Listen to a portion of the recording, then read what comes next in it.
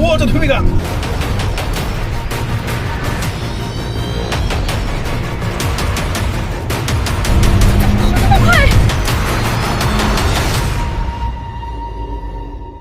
如果是30-40万的预算去买豪华车，你们觉得是买传统的油车好，还是同级的豪华混动更好呢？另外还有一个问题啊，同级的豪华混动相比传统油车，它的体验是不是更好一些？是不是更值得买呢？所以今天呢，我带来了这两款车型。所以我们今天要用这两台车来进行一个全面对比，看它们各自的表现如何，以及到底应该怎么选。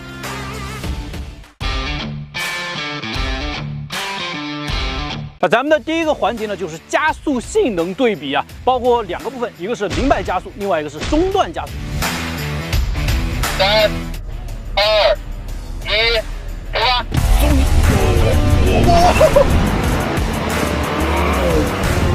哇，这推背感！跑那么快！结果从起步到冲线，沃尔沃 S90 插混是一点机会都没给。即便是 2.0T 高功率的奥迪 A6L， 也只能远远的欣赏沃尔沃 S90 插混的尾灯了。快看不见它了！100！哇，这么快吗？起步的一瞬间，它完全把你摁在座椅上了，然后它是那种又快又猛又顺的感觉。哇！差距太明显了，差距太明显了。结果，沃尔沃 S90 插混的零百加速呢，直接进入了4秒俱乐部，实测零百加速为4.97秒。当然了，奥迪 A6L 的成绩呢也不算差，零百加速为7.88秒。不是你这个插混怎么跑这么快？估计就算我这3.0T A6 来了也没戏哎。怎么样？是不是打脸了？其实现在的很多的国产插混车呢，大都是 P1 加 P3的结构，就是为了极致的省油。省油是省油，但是这样一来的话，动力性能相对就弱了一些了。那这台车呢是 P1 加 P4 的结构，后面呢有一个后桥电机，它的性能就要更强一些。即便是我这一个 2.0T 的发动机，也要比你那个 2.0T 高功率的马力扭矩呢都更大一些。它的综合功率335千瓦，综合最大扭矩呢是709牛米。所以你哪儿来的机会啊？那接下来再次进行中段加速比拼，同样时速60公里每小时呢，匀速行驶，到达指定加速位置呢，全力加速，看看谁率先冲过100米外的终点线。同时，全力加速的瞬间呢，沃尔沃 S90 插混呢，凭借电机加持，更大的动力爆发，还是能够瞬间的冲出去。拥有双离合变速箱的奥迪 A6L 的换挡速度也非常快，不过因为动力差距呢，奥迪 A6L 只能尾随其后。结果，沃尔沃 S90 插混用时为4.1秒，尾速108公里每小时；奥迪 A6L 为4.46秒，尾速只有94公里每小时。说明不管是后段的动力储备啊，还是在动力响应上，沃尔沃 S90 插混呢都要表现得更优秀一些。带来的更直观的好处呢，就是日常高速超车啊，再加速都更加的轻松一些。不仅仅是比奥迪 A6L， 就算和同级别的混动车或者更大排量的燃油车相比的话，性能上沃尔沃 S90 插混都是有绝对优势的。比不过没关系，那就比机械素质。待会儿呢，就把这两台车的底盘抬起来，看看作为这个级别的豪华车，谁的底盘用料更好。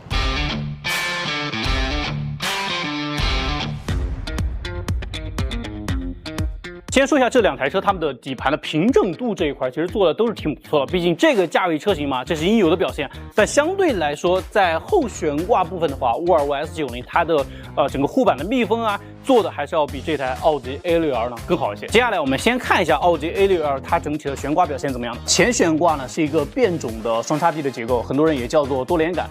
其实一般的德系豪华车都这么做啊，主要是上下摆臂呢，然后分解成2个连杆，然后通过双球节呢来跟这个仰角进行连接的。好处就在于有更多的角度和参数来更精细的调教，这个是比较有利于对舒适啊还操控等方面去调教的。然后我们再来看一下前面的这些连杆啊、支臂啊，全部都是，还包括仰角都是铝合金的材质，没问题。OK， 然后咱们看一下后悬挂，后悬挂就是一个比较标准的5连杆的形式了，但是奥迪多多少少有一点耍小心思啊，我们来看一下，这5根连杆呢，全部都是这种铝合金材料的颜色，但是你会发现这个是铝合金的，然后它的下摆臂是铝合金的，但是你会发现到后面哇，这2个连杆，看一下铸铁的，但是它给你刷成铝合金的颜色了。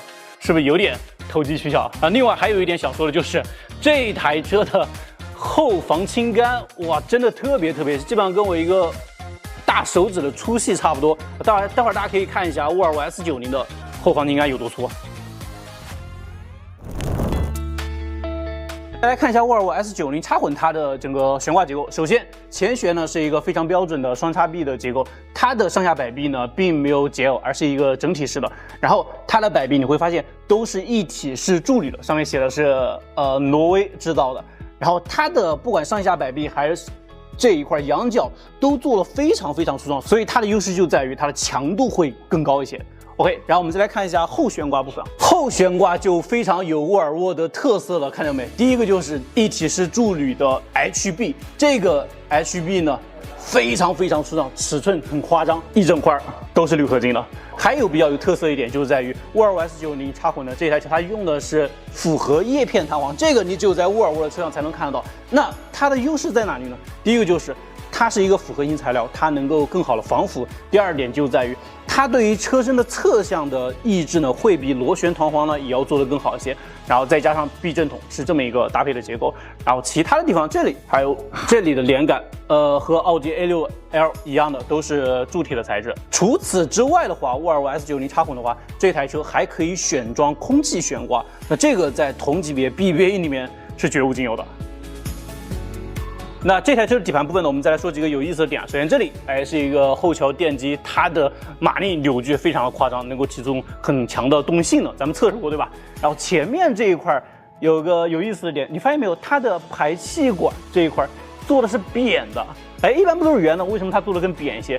就是因为它将电池包放在了这个底盘的正中央隆起的位置，放在这个位置的话，不管你是发生前后的碰撞事故啊，或者左右的碰撞事故，或者是拖底的时候，你都不可能伤到电池包。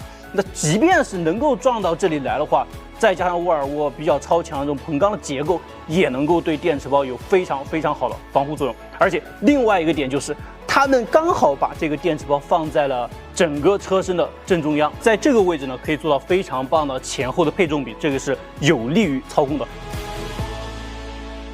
看见没？安全和操控这一块呢，沃尔沃做的确实很讲究。那通过对这两台车底盘悬挂结构的解析呢，能够看得出来，它们都有各自的特色，表现都是挺不错的。但相对来说，沃尔沃 S90插混它的用料还是要更厚实一些的。而最重要的是，作为一台新能源车，它在电池安全、车身的安全这一块做得更加极致一些。那对于其他新能源车企来说，是值得学习的。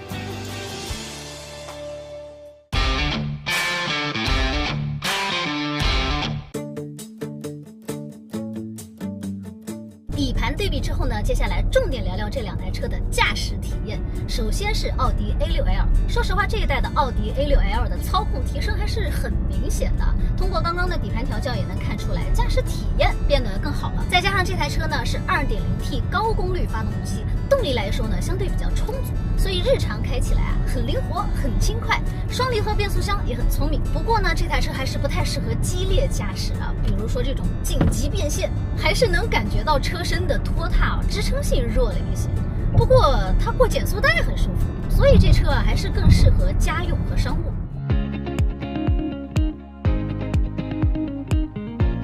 沃尔沃 S90插混呢，毕竟是一台新能源车，所以它相比传统的油车呢是有先天性优势的。比如像日常上下班出行啊，那它可以当做纯电车来开，纯电行驶。在日常驾驶过程中呢，它的行驶品质还行驶体验这一块提升是比较明显的。那比如它有电机加持，所以在日常的起步呀、加速啊、超车啊，它的动力响应还有它的动力性能呢，都会比传统油车做的更好一些，开起来更轻松一些。那另外就是它开起来也要更加的安静一些。当然这台车我们也做了测试啊，同样的路段，时速80公里每小时和奥迪 A6L 做对比，用分贝仪测试，它的分贝数值呢要比 A6L 更小一些，实际体验整个车的静谧性呢也要做得更好一些。另外一点呢，就是纯电续航里程这一块，官方数据呢是给到了80公里。我拿到车的时候，它的纯电续航表显只剩71公里的时候，我这几天一个人上下班代步，然后空调基本上开到22度左右吧，然后正常开上下班，把它的电量完全开完，这台车跑了有73公里啊。也就是说，它的续航达成率甚至超过了100%。那日常开的话，如果满电，我觉得超过80公里是完全 OK 的。最后一点来说一说驾驶体验这一块吧。沃尔沃 S90 插混呢，其实它是比较典型的这种欧系车的调教，它整体的操控表现，我觉得要比奥迪 A6 做的更好一些。最主要就在于它的支撑性会做得更棒一些，包括这种变道的灵活度啊，做得非常棒。那比如像周末出游，偶尔去跑一下山路，或者是像上下匝道的时候，那这台车它的过弯的感觉呢，就会更加顺畅、更加自然，也更加灵活一些。对了，这台车还有四驱系统，所以即便是遇到一些湿滑路面的话，它也能够保证你开得非常的稳，非常的安全。总体来说呢，这台沃尔沃 S90 插混呢，它是一台能够让你开得很爽的车，同时它的底盘呢，既能保证不错的舒适性，又能给到你很好的高级感。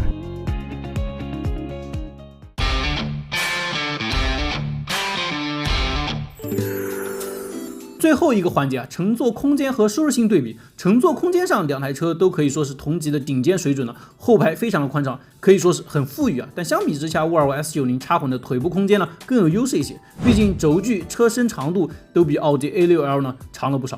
那座椅呢都很舒适，这方面都没得挑。至于内饰设计，大家都比较熟悉的，就不过多赘述。重点来看看驾驶辅助配置方面，沃尔沃 S90 插混呢要多出一整套的 L2 级别的驾驶辅助系统，这个是沃尔沃全系标配的。而即便是指导价格655800的顶配奥迪 A6， 也仅仅只有定速巡航，这一点呢确实不应该。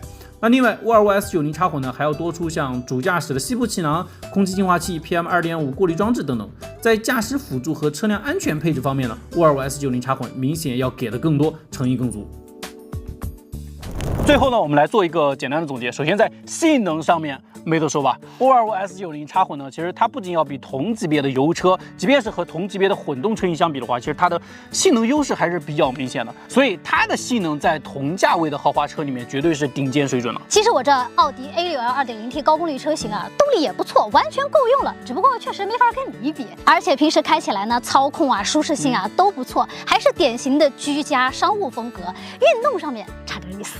那我这台沃尔沃 S90 插混呢，其实它整体的驾驶感这块要做得更好一些。它不仅仅有这个价位的豪华车该有的底盘的高级感啊、舒适性，尤其是它还可以选装空气悬挂，这个在同级别里面是很少有的另外就是沃尔沃 S90 插混，它对于日常用车的品质提升还是比较明显的。你比如日常上下班的时候，它可以当做纯电车来开，而且纯电出行的续航里程呢也足够了，它开起来更安静，也更舒服一些。那如果是长途出行的话，也可以烧油，所以可油可电。综合续航呢超过了1000公里，它的产品力更强，体验也更好一些。最重要的一点就是，相比于其他的新能源车型的话，它的车身结构的设计、车身的强度以及在电池安全这一块，它是做的最好的。而这个对于家庭用户来讲是非常重要的。所以在预算差不多的情况下，那沃尔沃 S90 插混毫无疑问会是一个更好的选择。